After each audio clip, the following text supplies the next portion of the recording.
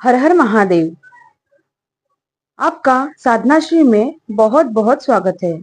क्या आप जानते हैं अक्षय तृतीया के दिन किया गया एक छोटा सा काम आपकी किस्मत बदल सकता है।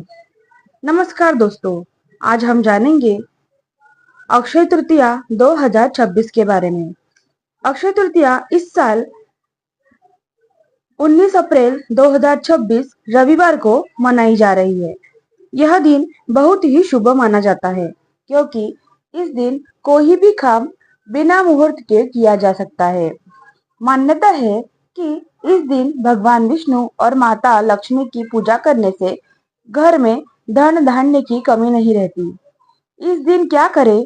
तो इस दिन सुबह जल्दी उठकर स्नान करें, भगवान विष्णु और माता लक्ष्मी की पूजा करें, जरूरतमंदों को दान करें। सोना या चांदी खरीदी करना बहुत शुभ माना जाता है।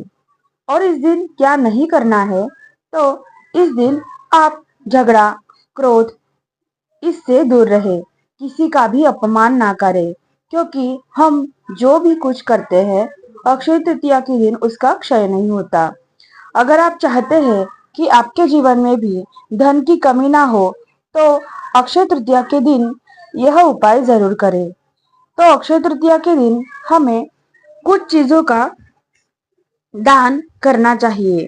तो इस दिन पितरों के निमित्त दिया लगाए और पूजा जप हवन करें। अक्षय तृतीया के दिन त्रेता युग का प्रारंभ हुआ था और इसी दिन माता गंगा पृथ्वी पर अवतरित हुई थी। और इसी दिन श्री कृष्ण ने भक्त सुदामा को अक्षय धन दिया था।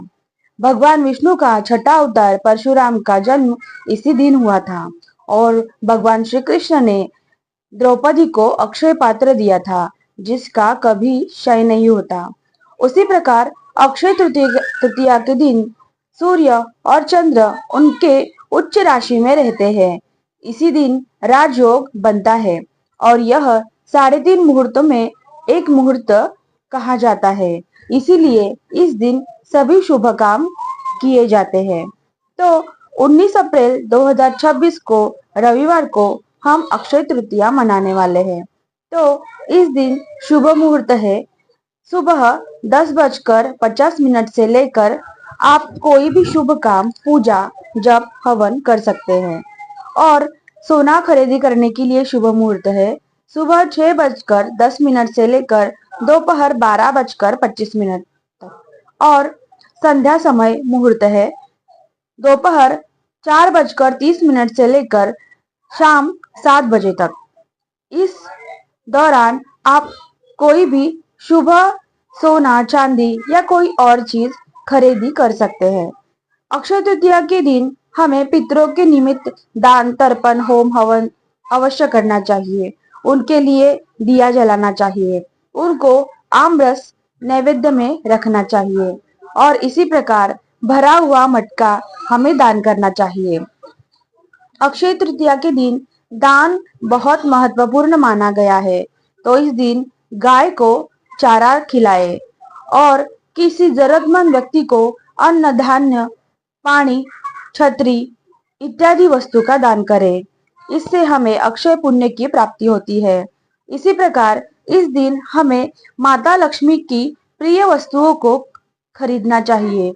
तो ये वस्तुएं हैं आम, माट, जौ, नमक, झाड़ू, धन धान्य, पीली कौड़िया, श्री यंत्र, कुबेर यंत्र।